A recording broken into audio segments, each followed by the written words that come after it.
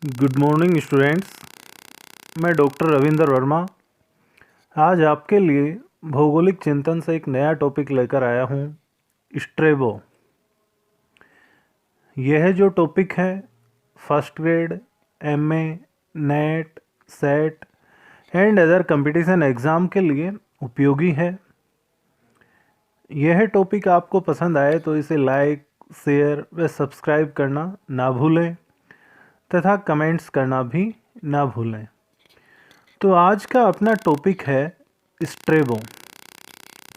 Strabo का जन्म 63 ईसा पूर्व माना जाता है, जबकि इनकी मृत्यु 24 ईस्वी को मानी जाती है। यानी स्ट्रेबो का जो जन्म है वो 63 बीसी, कहने का मतलब 63 ईस्वी पूर्व व 24 एडी इनकी मृत्यु मानी जाती है। कहने का मतलब 24 ईस्वी को इनकी मृत्यु मानी जाती है। स्ट्रेबो एक प्रकार से नियतिवादी चिंतन का प्रथम विचारक था। यानी स्ट्रेबो नियतिवादी चिंतन का प्रथम विचारक था। स्ट्रेबो ने भूगोल व इतिहास के मध्य संबंध स्पष्ट किया। यानी जो स्ट्रेबो भूगोलवेता थे, उन्होंने भूगोल व इतिहास के मध्य संबंध बताया है। स्ट्रेबो ने पृथ्वी को दीर्घायत माना। यानी स्ट्रेबो ने पृथ्वी को दीर्घायत या हम यूँ कहेंगे ओब्लोंग माना। इसी प्रकार स्ट्रेबो ने भूगोल को क्षेत्रवर्णी विज्ञान माना। तो ये जो दीर्घायत है, ओब्लोंग है, वह क्षेत्रवर्णी जो विज्ञान है, इनके बारे में अक्सर एग्ज़ाम में क्वेश्चन पूछे जाते हैं। और अक्सर एग्ज़ाम में दीर्घायत या ओब्लोंग या क्षेत्रवर्णी विज्ञान के बारे में अक्सर पूछा भी गया है। इससे आगे आता है स्ट्रेबो ने हेरोडोट्स को कथा साहित्य का एक खुदरा विक्रेता कहा। यानी स्ट्रेबो ने हेरोडोट्स के लिए कहा कि यह एक कथा साहित्य का एक खुदरा विक्रेता है। स्ट्रेबो ने ही सर्वप्रथम जीव विस्तार कोरोलॉजी शब्दावली का व्यवस्थित ढंग से वर्णन किया है।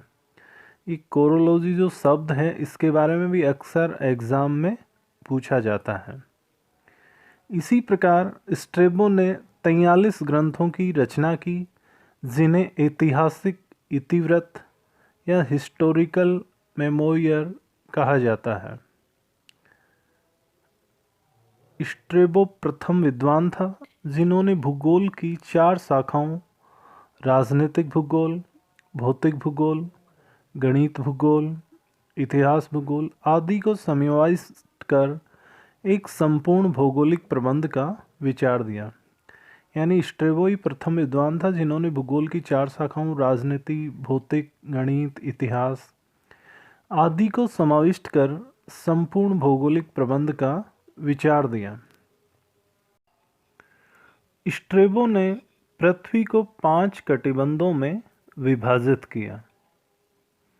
इसी प्रकार स्ट्रेबो ने अधिवासित प्रदेशों के लिए ओकुमेन शब्द का प्रयोग किया।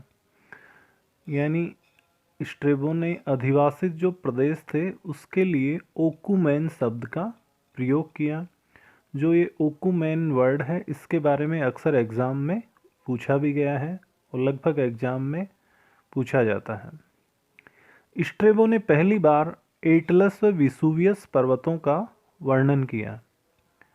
एटलस पर्वत और विसुवियस पर्वतों का वर्णन किया स्ट्रेबो ने।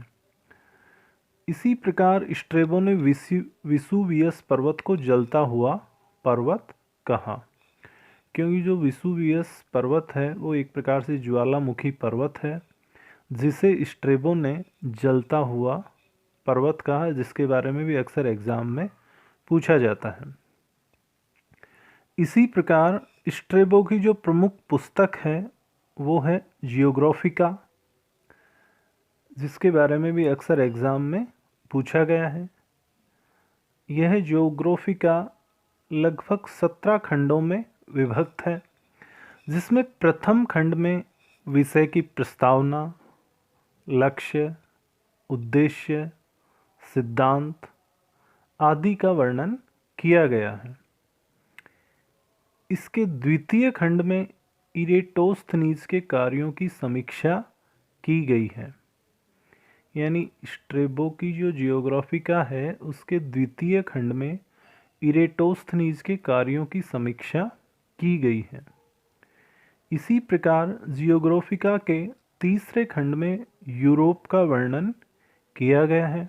इसके अलावा स्पेन के निकटवर्ती द्वीपों जिसमें गदीरा का वर्णन भी किया गया है।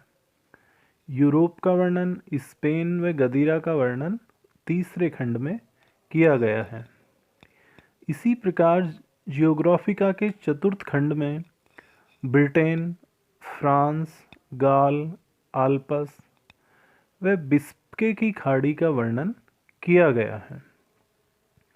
इसी प्रकार जियोग्राफिका के पंचम व छठे खंड में इटली व सिसिली द्वीपों का वर्णन किया गया है। यानी पाँचवें व छठवें खंड में इटली व सिसिली द्वीपों का वर्णन किया गया है। इनकी जो विस्तृत जानकारी थी वो पोसिडोनियस के लेखों द्वारा प्राप्त हुई थी स्ट्रेबो को। इसी प्रकार स्ट्रेबो ने विसुवियस को जलता हुआ पर्वत कहा। यानी जो विसुवियस है उसे स्ट्रेबो ने कहा कि यह एक प्रकार से जलता हुआ पर्वत है। इसी प्रकार विसुवियस जो ज्वालामुखी है, जो जलता हुआ पर्वत है, वो पिथेकुसा द्वीप पर स्थित है। यानी विसुवियस जो ज्वालामुखी है वो स्ट्रेबो ने बताया कि पिथेकुसा द्वीप पर स्थित है, जिसकी राख अंगूरों की कृषि के लिए उपयोगी है। इस प्रकार स्ट्रेबो ने बताया। स्ट्रेबो की 7वीं पुस्तक में राइन के पूर्वी क्षेत्र तथा डेन्यूब के उत्तरी क्षेत्रों का वर्णन किया गया है। यानी जो 7वीं पुस्तक है उसमें राइन नदी के पूर्वी क्षेत्र व डेन्यूब नदी के उत्तरी क्षेत्रों का वर्णन किया गया है। इसी प्रकार 8वीं पुस्तक, 9वीं पुस्तक व 10वीं पुस्तक में यूनान व पड़ोसी द्वीपों का वर्णन किया गया है। 8वीं, 9वीं व 10वीं पुस्तक में यूनान क्षेत्र का व पड़ोसी द्वीपों का वर्णन किया गया है।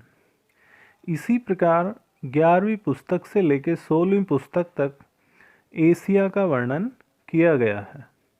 यानी 11 से 16वें खंड तक एशिया का वर्णन किया गया है। इसी प्रकार 12वीं से 14वीं खंड तक कापोडोसिया का वर्णन तथा पोंटस व एशिया माइनर का वर्णन किया गया है। यानी 12 से लेकर 14वें पुस्तक तक, या यूँ कहेंगे 14वें खंड तक कापोडोसिया का वर्णन है तथा पोंटस व एशिया माइनर का वर्णन किया गया है। इनके बारे में भी अक्सर एग्ज़ाम में पूछ लिया जाता है कि 12वीं से 14वीं पुस्तक में किसका वर्णन किया गया है। इसी प्रकार 15वीं पुस्तक में भारत व फारस तथा उसके मध्यवर्ती क्षेत्र का वर्णन किया गया है। यानी जो 15वीं पुस्तक है उसमें भारत व फारस के मध्यवर्ती क्षेत्रों का वर्णन किया गया है। इसी प्रकार 16वीं पुस्तक में असीरिया, सीरिया, फिलिस्तीन व अरब का वर्णन किया गया है। यानी जो 16वीं पुस्तक है उसमें असीरिया, सीरिया, फिलिस्तीन व अरब का वर्णन किया गया है। इसी प्रकार 17वीं पुस्तक में अफ्रीका का वर्णन व इसी में मिस्र का वर्णन भी किया गया है। यानी जो 17वीं पुस्तक है उसमें मुख्यतः अफ्रीका का वर्णन और जिसमें मिस्र का वर्णन किया गया है। इसी प्रकार स्ट्रेबो ने कहा कि जब इथोपिया के पर्वतीय क्षेत्र में ग्रीष्म काल में वर्षा होती है तो नील नदी में बाढ़ आती है। यानी स्ट्रेबो ने कहा कि इथोपिया के पर्वतीय क्षेत्र में ग्रीष्म काल में जब वर्षा होती है तो नील नदी में बाढ़ आती है। तो इस प्रकार आज हमने स्ट्रेबो की महत्वपूर्ण बातें या कथन, इनकी पुस्तकें, जीवन परिचय आदि के बारे में अपन ने अध्ययन किया। मुझे उम्मीद है यह टॉपिक आपको पसंद आया होगा। यदि यह टॉपिक आपको पसंद आया हो तो इसे ज़्यादा से ज़्यादा लाइक, शेयर व सब्सक्राइब करें ताकि अधिक से अधिक छात्र छात्राओं को भूगोल विषय के प्रति जानकारी मिल सके। Thanks all of you.